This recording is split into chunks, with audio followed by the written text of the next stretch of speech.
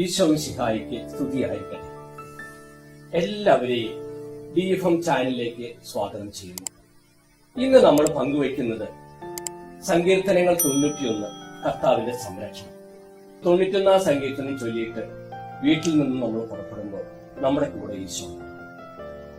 പലർക്കും ഇത് വിശ്വസിക്കാൻ പ്രയാസവും, പക്ഷേ നമ്മുടെ ക്രിസ്ത്യാനികളുടെ പാരമ്പര്യമുണ്ട്. അതായത് 91 സങ്കീർത്തനം ചൊല്ലി ഇറങ്ങുന്ന ഏതൊരാളുടെ കൂടെയും ഈശോ. അതിന്റെ ഒരു സാക്ഷ്യം ഞാൻ ഇപ്പൊ നിങ്ങളുമായിട്ട് പങ്കുവയ്ക്കുന്നു. ഹൈറേഞ്ചിലെ ഒരു ഗ്രാമപ്രദേശത്ത് നടന്നൊരു സംഭവം. ഒരു ഞായറാഴ്ച ദിവസം കാറ്റഗിസം കഴിഞ്ഞ്, അതായത് വേദോപദേശ ക്ലാസ് കഴിഞ്ഞ് ഒരു പെൺകുട്ടി 8ാം ക്ലാസ്സിൽ പഠിക്കുന്ന ഒരു കൊച്ച് പള്ളിയിൽ നിന്ന് ഇറങ്ങി വരുന്നു.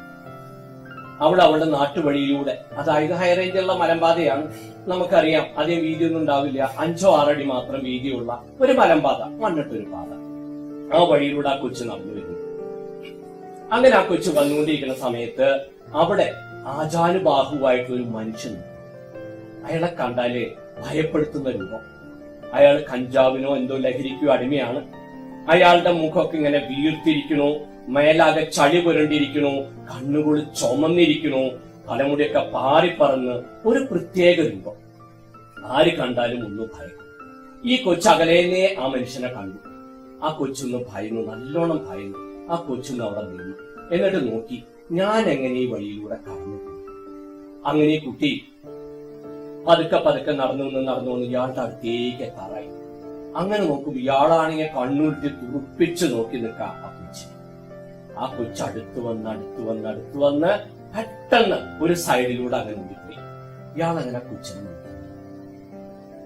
പിറ്റേ ദിവസം ഈ കൊച്ചിന്റെ വീട്ടിലേക്ക് ഒരു SI ഈ കൊച്ചിനെ അന്വേഷിച്ചു വരികയാണ്.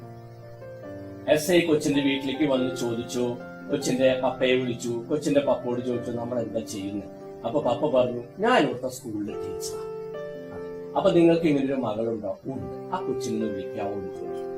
അപ്പോ പപ്പ ചോദിച്ചു, എന്താ മകളുടെ പേരിൽ എന്തെങ്കിലും പ്രശ്നമുണ്ടോ സാറേ എന്ന് ചോദിച്ചു.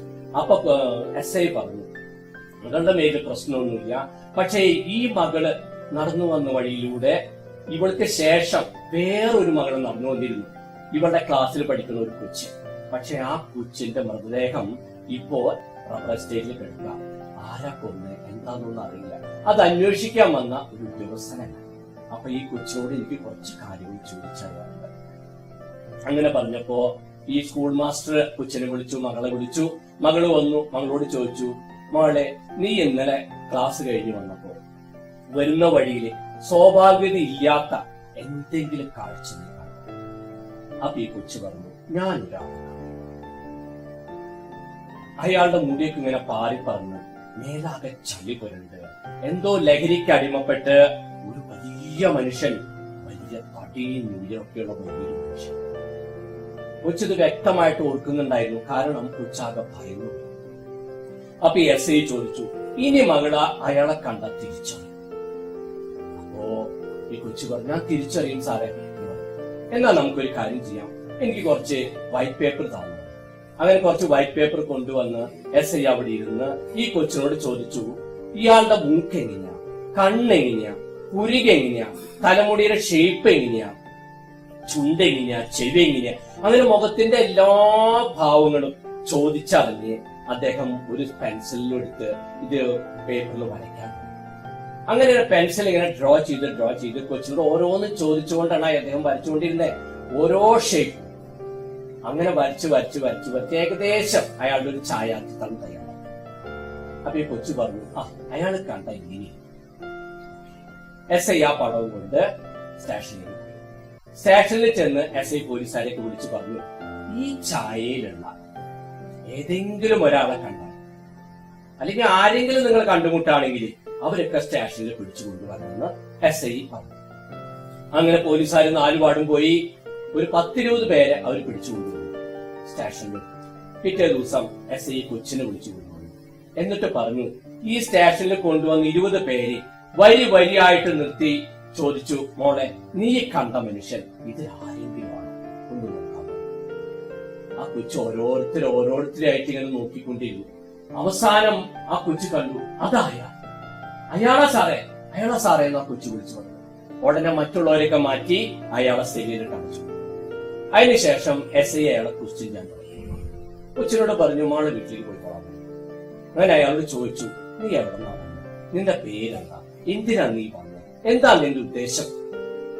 നീ എന്തിനാണ് ലഹരിക്ക് അടിമപ്പെട്ട് നടക്കണേ? ഇങ്ങനെ ഓരോരോ കാര്യങ്ങള് ഒരു പ്രത്യേക രീതിയിൽ SI പോലീസുകാർക്ക് ഒരു മുറയുണ്ടല്ലോ, അതുപോലെ അദ്ദേഹം ചോദിച്ചുകൊണ്ടിരുന്നു.